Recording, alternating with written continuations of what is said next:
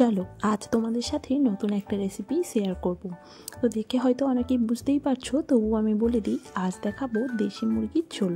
তো তার জন্য প্রথমে দেশি মুরগিটাকে ছাড়িয়ে নিতে হবে, গরম জল করে ওর পালকগুলো ছাড়িয়ে নিতে হবে। তারপরে মুরগটাকে ভালো করে ধুয়ে কেটে নিতে হবে।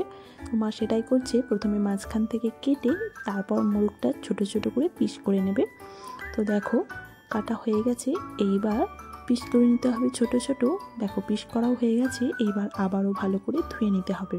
তো ধোয়ার পরে এদিকে কড়াইয়ে আলুগুলো নুন আর হলুদ দিয়ে ভালো করে ভেজে নিতে হবে। তারপর ওই কড়াতেই তেল দিয়ে দিতে হবে। তো তেল দিয়ে ওর মধ্যে দিয়ে দিতে হবে রসুন বাটা। রসুনটা দিয়ে তারপর ওর মধ্যে দিয়ে দিতে হবে দুটো তেজপাতা আর শুকনো লঙ্কা। তারপরে একটু দিয়ে দিতে হবে চিনি। চিনি দিলেই কালারটা খুব সুন্দর আসে। তো যাই হোক, তারপরে দিয়ে দিতে হবে গোটা গরম মশলা। তো দেখো রসুনটা ভাজা ভাজা হয়ে গেছে, এবার ওর মধ্যে দিয়ে দিতে হবে কেটে রাখা পেঁয়াজ। তো পেঁয়াজটা দিয়ে একটু নেড়ে তারপর ওর মধ্যে দিয়ে দিতে হবে কেটে রাখা কাঁচা লঙ্কা আর টমেটো। তো ওটাকেও ভালোভাবে নেড়ে চেড়ে এবার দিয়ে দিতে হবে মশলা, লঙ্কার গুঁড়ো, হলুদের গুঁড়ো আর স্বাদ মতো নুন। তো স্বাদ মতো নুন দেওয়া হয়ে গেলে এইবার কি করবে বলো তো, এবার ওটাকে একটু অল্প নেড়ে নিতে হবে। তারপর যখন নাড়ানো হয়ে আসবে দিয়ে দিতে হবে আদা বাটা। তো আদা বাটাটা দিয়ে আবারও একটু নেড়ে চেড়ে ওর মধ্যে দিয়ে দিতে হবে ধনে আর জিরে গুঁড়ো। তারপরে দিয়ে ওটাকে আবারও একটু নাড়িয়ে একটু জল দিয়ে কষিয়ে নিতে হবে। তো জলটা দেওয়া হয়ে গেছে, এইবার ওর মধ্যে একটু কাশ্মীরি লঙ্কার গুঁড়ো দিয়ে ভালোভাবে কষিয়ে নিতে হবে। তারপর দিয়ে দিতে হবে কেটে রাখা মাংস। তো মাংসগুলো দিয়ে ভালোভাবে আবার নেড়ে চেড়ে নিতে হবে। তো দেখো মাংস থেকে অল্প জল বেরিয়ে মাংসটা ওখানে কষানো হয়ে যাবে। তো চলো মাংসটা কষানো হয়ে যাক। তো দেখো মাংসর কালারটা ঠিক এই রকম এসেছে। পুরোপুরি কষানো হয়ে গেলে কালারটা আরও অন্যরকম হয়ে যাবে। তো তোমরা কে কষা মাংস খেতে ভালোবাসো অবশ্যই জানিও। আমার তো কষা মাংস খেতে খুব ভালো লাগে।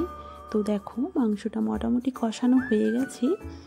দেখো কালারটাও ঠিক এই রকম এসেছে।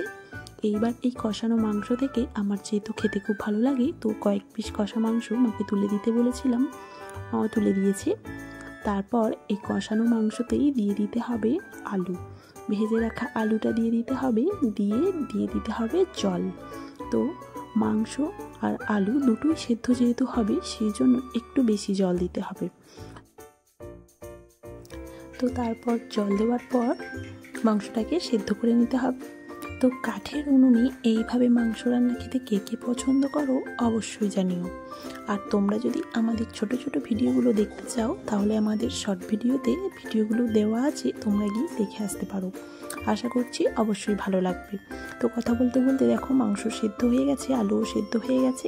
এইবার ওর মধ্যে মিট মশলা দিয়ে নামিয়ে নিলেই তৈরি আমাদের দেশি মুরগির ঝোল। তো খেতে অসাধারণ লাগে। রেসিপিটা তোমরা একবার ট্রাই করে দেখতে পারো। দেখো কালারটা ঠিক এই রকম এসেছে, খেতেও ঠিক সেই রকমই হয়েছে, অসাধারণ। ভিডিওটা কেমন লাগলো তোমরা অবশ্যই জানিও। আর যদি ভালো লেগে থাকে তাহলে লাইক, কমেন্ট, শেয়ার আর সাবস্ক্রাইব করে দিও পরবর্তী ভিডিও দেখার জন্য। তো আজকের মতো টাটা।